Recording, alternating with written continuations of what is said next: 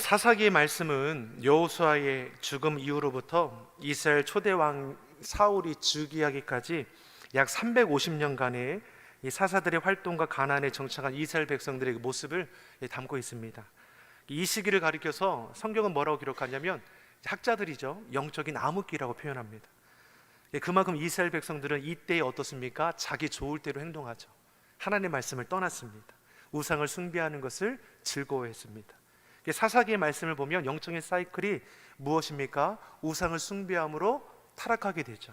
그러면 이방 민족으로 인해서 고통을 당하게 됩니다. 그 모진 고통 가운데 어떻게 합니까? 하나님의 도우심을 구하고 찾죠. 그러면 하나님께서 백성들의 그 부르짖음을 들으시고 사사를 세워서 저들을 구원해 주십니다. 그러면 평화가 찾아오죠. 자, 이렇게 하나님의 은혜 가운데 잘 세워지면 좋은데, 또 평화를 누리다가 어떤 일이 벌어집니까? 또 우상을 따라 살아가게 되는 것이죠. 그러면 이방 민족이 득세해서 또 고통을 당하게 됩니다. 그럼 고통 중에 이스라엘 백성들이 어떻게 합니까? 또 하나님을 찾습니다. 그럼 하나님은 자신의 백성을 구원해 주시는 것이죠. 또 평화가 찾아옵니다. 그러면 또 타락합니다. 이런 영적인 사이클을 우리가 발견할 수 있는 것이죠. 이걸 통해서 우리가 알 수 있는 건 무엇입니까? 하나님은 끝까지 참으시고 끝까지 기다려주시는 것을 우리가 볼 수 있는 것이죠. 그럼 우리 이렇게 생각하죠. 그럼 아무 상관없는 거 아니야? 내일이면 또 용서해 주실 건데. 여러분, 이렇게 신앙생활하는 것은 큰일 나는 겁니다. 하나님께서 깨닫게 하실 때, 하나님께서 붙들어 주실 때 그 삶을 바르게 세워가야 하는 것이죠.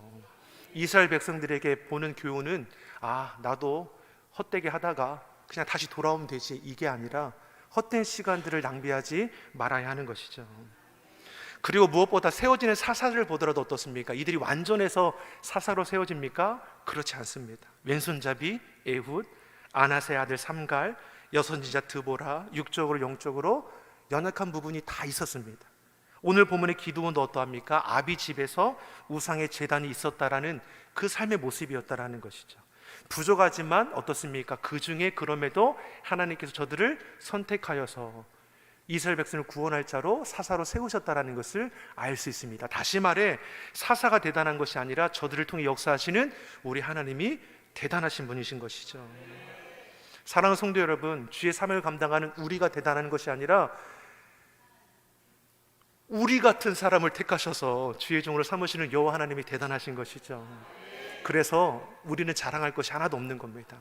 내가 나 된 것은 하나님의 은혜이죠. 그 은혜를 잊지 않는 저와 여러분이 되기를 예수님의 이름으로 소망합니다. 오늘 본문의 배경을 보면 미디안 사람으로 인해서 이스라엘 백성들이 7년 동안 고통을 당하게 됩니다.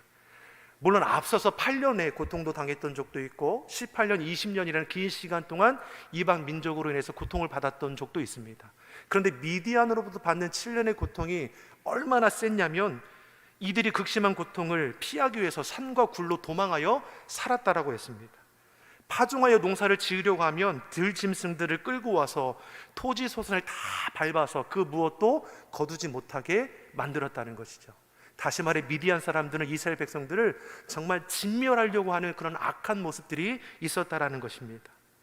이에 이스라엘 백성들이 어떻게 합니까? 고통 속에서 신음하며 하나님의 도우심을 구하고 찾게 되죠. 이때 누구를 택하십니까? 기드온. 숨어서 밀을 타작하던 기드온을 택하여서 사사로 삼으셨습니다. 하나님의 부르심의 기드온이 아멘, 죄인된 저를 택하셔서 주의 사명자 삼아주시니 감사합니다, 이렇게 결단해 나가는 것입니까? 아니죠. 미디안 사람의 잔혹함을 알기 때문에 기드온은 하나님 말씀에 즉시로 순종하지 못합니다. 그래서 징표를 보여달라고 하나님께 구하는 거죠. 첫 번째로 요구한 것이 무엇이냐면, 자기가 재물을 가져온 것을 불로 태워달라고 하는 겁니다. 그러면 하나님이 나와 함께 하심을 알겠다는 것이죠. 하나님께서 그 요청을 들어주셨습니다. 그가 가지고 온 재물을 불로 태워주셔서 내가 너와 함께한다, 두려워하지 말아라 보여주셨습니다. 그래도 부족해서 두 번째 하나님께 또 요청하는 거죠. 우리가 잘 알고 있는 6장에 나오는 양털 시험입니다. 6장 37절 38절의 말씀을 보면 이슬이 내리면 온 지면이 다 적셔지지 않겠습니까? 그런데 기드온이 요청하는 것이 무엇이냐면, 타작마당에 양털 한 뭉치를 내려놓는다는 것이죠. 근데 이슬이 내리면 어떻습니까? 다 젖게 되죠. 그런데 주변 마당은 하나도 젖지 않고 이 양털만 젖게 해주시면 하나님이 우리와 함께 하시는 것을 알겠다라는 것이죠. 그 말씀대로 요청대로 하나님께 해주세요. 이슬이 내렸는데 땅들은 다 말라 있습니다. 그런데 양털 뭉치만 적셔져 있는 것이죠. 기드온이 또 한 번 요청합니다. 6장 39절 40절의 말씀을 보면 이제는 반대로 지면은 이슬로 적셔주시고 양털만은 말라 있을 수 있도록 또 그렇게 해주셨습니다. 자, 기드온이 지금 뭐 하라고 있는 겁니까? 어떻게 보면 하나님을 시험하는 것과 다를 바 없는 것이죠. 그럼에도 하나님은 기드온을 용납해 주셨고 그의 요청에 응답해 주셨습니다. 이렇게 하나님은 우리를 끝까지 참아주시고 기다려 주시는 것이죠. 그 은혜 가운데 우리가 나아가는 삶을 살아가는 것입니다. 예수님의 제자 중에도 도마 있지 않습니까? 의심하면 생각나는 도마 아닙니까? 못 자고 그냥 그 손과 옆구리를 내가 만져보고 보아야지 나는 부활하신 예수님을 믿겠다라고 했습니다. 근데 예수님은 어떻습니까? 그러한 도마를 믿음 없다고 책망하십니까? 책망하지 않으셨습니다. 그렇게 해서라도 믿음 없는 자가 아니라 믿는 자가 되라고 말씀해 주셨습니다.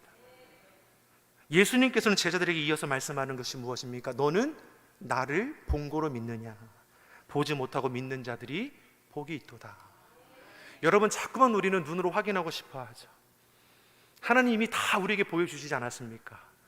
구원함을 통해서 우리의 살아갈 그 복 있는 걸음이 무엇인지를 다 깨달아 알게 하셨습니다. 그래도 여전히 우리는 보고 싶은 것이죠. 만지고 싶은 것이죠. 자꾸만 현상에 붙들리고 싶어하는 모습들이 있습니다. 하지만 우리가 주의 말씀 앞에 온전히 반응하기 시작할 때 그 말씀은 능력이고 실제이고 생명이 될 줄 믿습니다.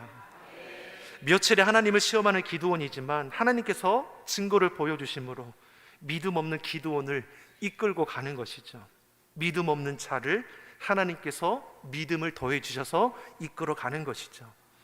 우리가 주의 삶을 감당하는 것도 내가 능력이 있어서 감당하는 것이 아니라 믿음 없는 나를 택하셔서 믿음도 더해 주시고 감당할 수 있는 지혜도 주시고 능력도 주시고 재력도 허락하여 주셔서 감당할 수 있도록 이끌어 가시는 것이죠.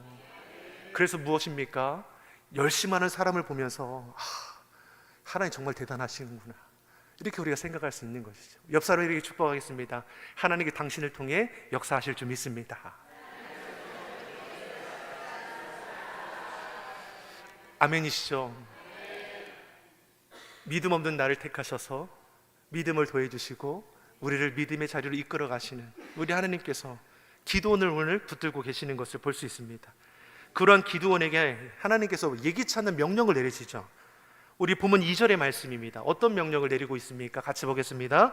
여호와께서 기드온에게 이르시되 너를 따르는 백성이 너무 많은즉 내가 그들의 손에 미디안 사람을 넘겨주지 아니하리니 이는 이스라엘이 나를 거슬러 스스로 자랑하기를 내 손이 나를 구원하였다 할까 함이니라. 아멘. 하나님께서 기드온에게 말씀하는 것이 무엇입니까? 지금 너와 함께하는, 그러니까 미디안 백성들과 싸울 자로 모여든 사람이 너무나 많다는 겁니다.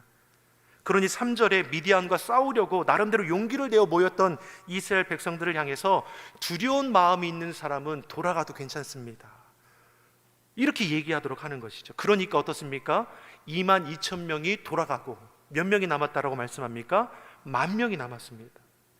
사실 용기를 내어서 미디안과 대적하기 위해서 모였지만 저들은 7년이라는 고통의 시간을 겪었습니다.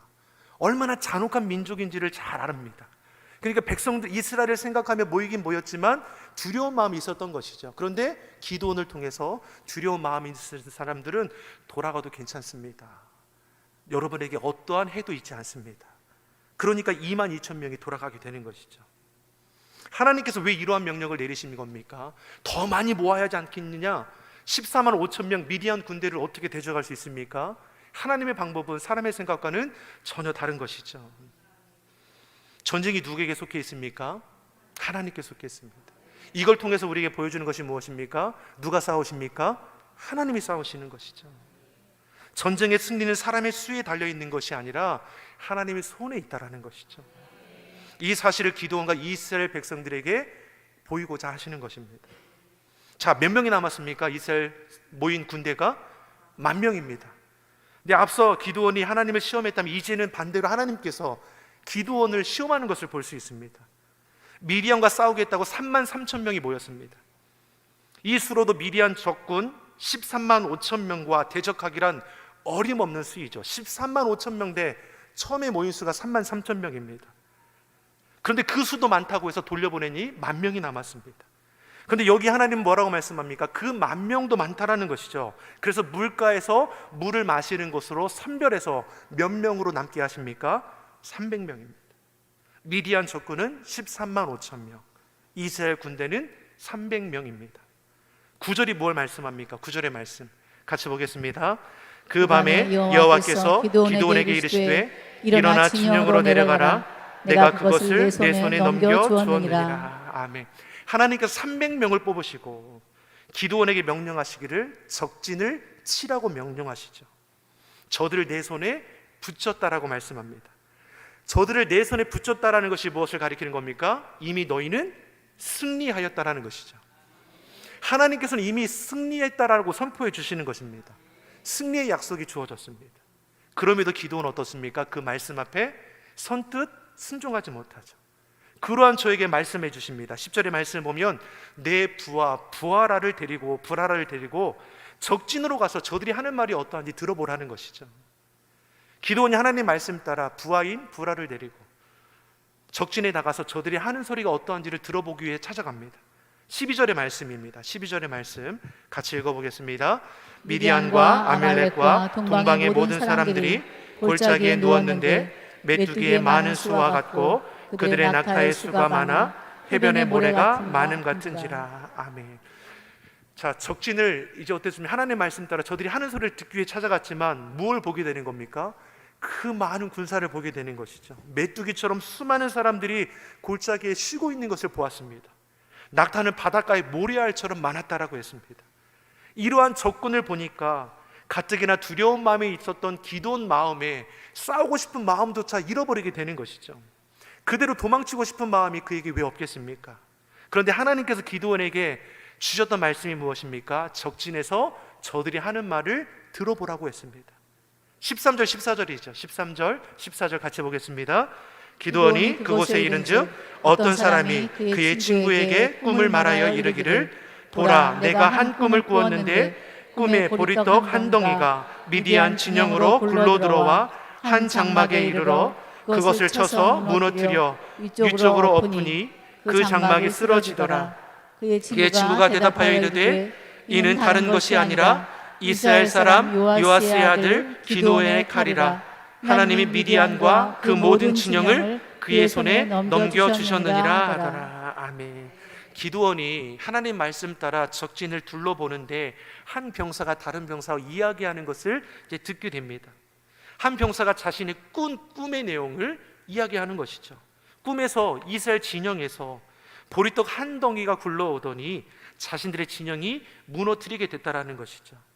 그런데 다른 병사가 그것을 듣고 말하기를 그 보리떡은 다름 아닌 기드온이 아니냐. 우리는 이제 큰일 났다. 하나님이 미디안과 우리 모든 군대들을 그의 손에 붙이셨도다. 여러분, 적군의 소리에서 뭘 듣는 것입니까? 하나님께 승리를 선포하셨던 그 내용이 저들 입에서 나왔다라는 것이죠. 미디안과 이스라엘 전쟁은 누구에 속한 전쟁입니까? 하나님께 속한 전쟁이죠. 하나님께서 미디안을 기드온과 이스라엘 백성들 손에 붙이셨습니다. 이에 대한 확신을 적군의 그 말을 통해서 하나님께서 듣게 하셨다라는 것이죠. 기드온은 하나님께 경배하죠. 그리고 300명의 용사와 전쟁을 치르기 위해서 이제 나아가게 됩니다. 근데 미디안과 맞서는 기드온의 300용사는 그 방법부터가 달랐습니다. 16절의 말씀을 같이 보겠습니다. 16절의 말씀 같이 보겠습니다. 300명을 세대로 나누어 각 손에 나팔과 빈 항아리를 들리고 항아리 안에는 횃불을 감추게 하고, 각 손에 나팔과 횃불을 들고 전쟁에 나가게 했다라는 것이죠. 지금 적진을 향해 전쟁을 벌이려고 하는 이들의 손에 칼과 창이 아니라 엉뚱하게도 나팔과 횃불이 담긴 항아리를 들게 하셨다라는 겁니다. 즉, 이 전쟁은 결코 군사력이나 사람의 능력으로 이루어지는 것이 아니라 전적으로 하나님이 하시는 일임을 알게 하시는 것입니다. 사랑하는 성도 여러분, 엉뚱한 말씀인 것 같지만 그 말씀에 순종하면 그 말씀이 놀라운 하나님의 능력의 말씀임을 알게 되는지 않겠습니까? 적진에서 횃불을 높이 들고 나팔을 불게 했습니다. 영적인 의미를 우리는 알아야 하는 것이죠. 횃불을 들게 했다라는 것은 영적인 어둠을 밝히는 것이고, 나팔을 불게 했다라는 것은 무엇입니까? 하나님의 임재를 나타내는 것입니다. 여리고성을 함락할 때에 하나님께서 나팔을 불고 함성을 지르라고 하셨습니다. 그때 여리고성이 무너져 내렸습니다. 여기서도 똑같은 것이죠. 본문 20절 21절 어떠한 역사가 일어나고 있습니까? 같이 읽어보겠습니다. 세대가 나팔을 불며 항아리를 부수고 왼손에 횃불을 들고 오른손에 나팔을 들어 불며 외쳐 이르되 여호와와 기드온의 칼이다 하고 각기 제자리에 서서 그 진영을 에워싸매 그 온 진영의 군사들이 뛰고 부르짖으며 도망하였는데, 횃불을 들고 나팔을 불어 여호와 기드온의 칼이라 외칠 때에 미디안 군사들은 어떠합니까? 횃불과 나팔의 소리로 들은 것이 아니라 자신들이 감당할 수 없는 하나님의 임재하심을 겪게 되었다라는 겁니다. 그래서 이날의 미디안 군사들이 이스라엘의 칼에 맞아 죽은 것이 아니라 자기들끼리 기겁하여 혼란스러워서 서로가 서로로 쳐 죽이는 그런 일이 벌어지게 되는 것이죠. 이날의 이스라엘은 무기라 할 수 없는 것으로 승리하였습니다. 하나님께서 횃불과 나팔을 들어 쓰게 하셨습니다. 또한 승리할 수 없는 그 수를 가지고 승리케 하셨습니다. 미디안 113만 5천 명 대 300명의 대결이었습니다. 그리고 기드온과 이스라엘 군대가 쳐 죽인 것이 아니라 적들이 스스로 자멸하게 되었습니다. 누가 싸우신 전투입니까? 하나님께서 행하신 전투입니다. 전쟁은 여호와께 속하였다라는 것을 분명히 깨달아 알게 하시는 것이죠. 사랑하는 성도 여러분, 우리의 삶도 다르지 않습니다. 우리의 삶을 지키시고 도우시는 분은 우리 하나님이시죠. 너희 행사를 여호와께 맡기라. 그리하면 내가 경영하는 것을 이루리라. 너는 내게 부르시지라. 내가 내게 응답하겠고 내가 알지 못하는 크고 비밀한 일들을 내게 보이리라. 수고하고 무거운 짐진 자들아 다 내게로 오라. 내가 너희를 쉬게 하리라. 우리 주님은 이 말씀을 실체가 되게 하시는 분이십니다. 우리가 할 것은 의심함으로 말씀을 늘 듣고 잊어버리는 것이 아니라 이 말씀을 생명으로 알고 이 말씀 따라 준행하여 나가는 것이죠. 그래야 말씀이 능력이라는 것을 우리가 선포할 수 있지 않겠습니까? 또 그런 경험이 있어야지 어떤 환경과에 놓여 있을지라도 우리는 흔들리지 않는 그 삶을 세워갈 수 있을 것입니다. 전쟁은 누구에게 속했습니까? 하나님께 속했습니다. 하나님을 구하고 찾는 자들에게 하나님은 끝까지 참으시고 기다려주실 뿐만 아니라 감당할 수 있도록 이끌어주심을 믿습니다. 이 한 주간 우리가 이 땅을 살아갈 때 여러분 예기치 않은 일들을 왜 만나지 못하겠습니까? 우리의 싸움은 혈과 육에 있지 않다라고 분명히 말씀했습니다. 주의 다스림을 받으며 주의 뜻을 이루어갈 수 있는 우리 귀한 믿음의 성도 되기를 예수님의 이름으로 축원합니다. 기도하겠습니다. 좋으신 아버지 하나님, 우리를 지키시고 보호하신 주의 은혜 감사드립니다. 환경과 상황의 어려움에 우리의 신앙이 흔들리는 것이 아니라 더욱더 하나님 의지함으로 우리의 신앙에 견고하며 순종함으로 주의 뜻을 이루어 가게 하여 주시옵소서. 감사드리며 예수님의 이름으로 기도드립니다. 아멘.